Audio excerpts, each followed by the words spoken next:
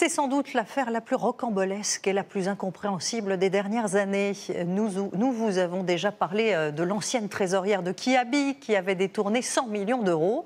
Partie vivre aux États-Unis, cette femme avait été arrêtée en août dernier alors qu'elle faisait escale en Corse. Eh bien, les polices françaises et américaines ont découvert depuis combien elle n'en était pas à son coup d'essai.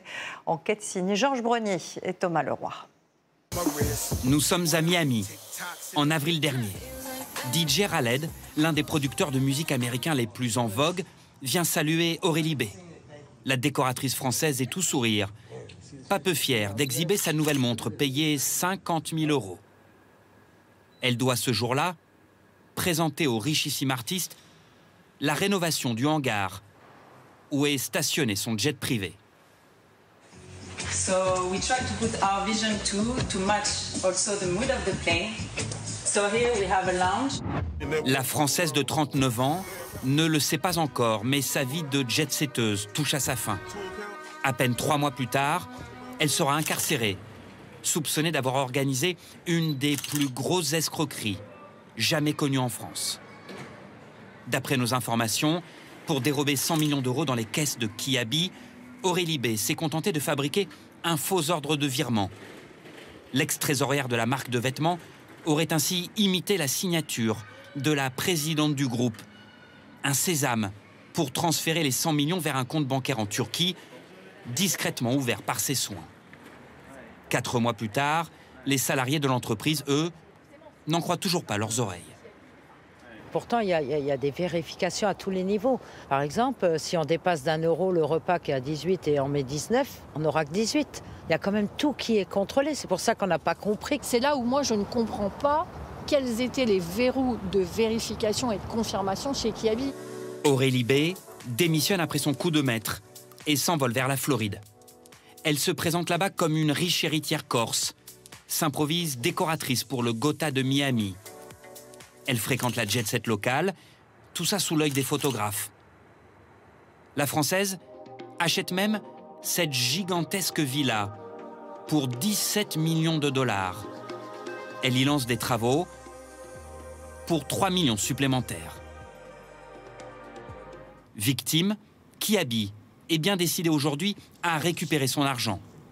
Aurélie B dort en prison, mais la justice française comme américaine tente de décrypter les montages financiers mis en place par l'ancienne trésorière. Seule certitude, la Française n'en était pas à son coup d'essai.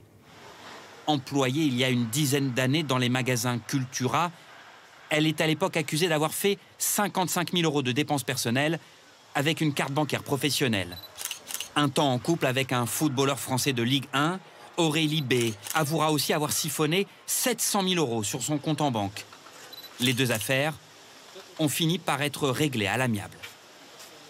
Face aux policiers, son propre père confie avoir été berné par sa fille.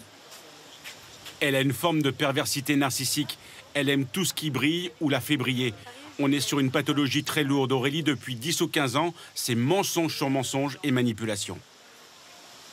Nous avons eu accès à des dizaines de documents financiers mettant en cause la jeune femme qui reste présumée innocente. Comptable pour le compte d'une école de commerce à Paris en 2018, Aurélie B produit par exemple de fausses factures pendant près d'1 an en y insérant ses propres coordonnées bancaires. Montant total du préjudice, 760 968 euros. Elle flambe presque tout en vêtements de luxe et sera condamnée à 2 ans de prison avec sursis, étonnamment sans interdiction d'exercer son métier. J'ai pété un câble, j'ai été prise dans un engrenage. Je voulais en fait me faire arrêter par la police, que quelqu'un me stoppe dans mes détournements. Je me rends compte que j'ai été folle. Avocat dans ce dossier, maître Alexandre Laubry décrit une femme manipulatrice. Ma réaction, c'était, elle a berné tout le monde. Elle a berné tout le monde devant le tribunal. Elle s'est présentée comme une femme fragile, une femme surendettée. Et je pense surtout, on est en face d'une escroc professionnelle. Aurélie B jure aussi avoir obtenu des diplômes de comptabilité dans des écoles à Bordeaux et à Londres. Nous avons contacté les 2 établissements. Ils n'ont retrouvé aucune trace de ces supposées études. Dans un dédale de société écran, les enquêteurs tentent aujourd'hui de retrouver la trace du butin dérobé. Ils savent que l'ancienne reine des nuits de Miami détient la clé pour percer ce mystère à 100 millions d'euros.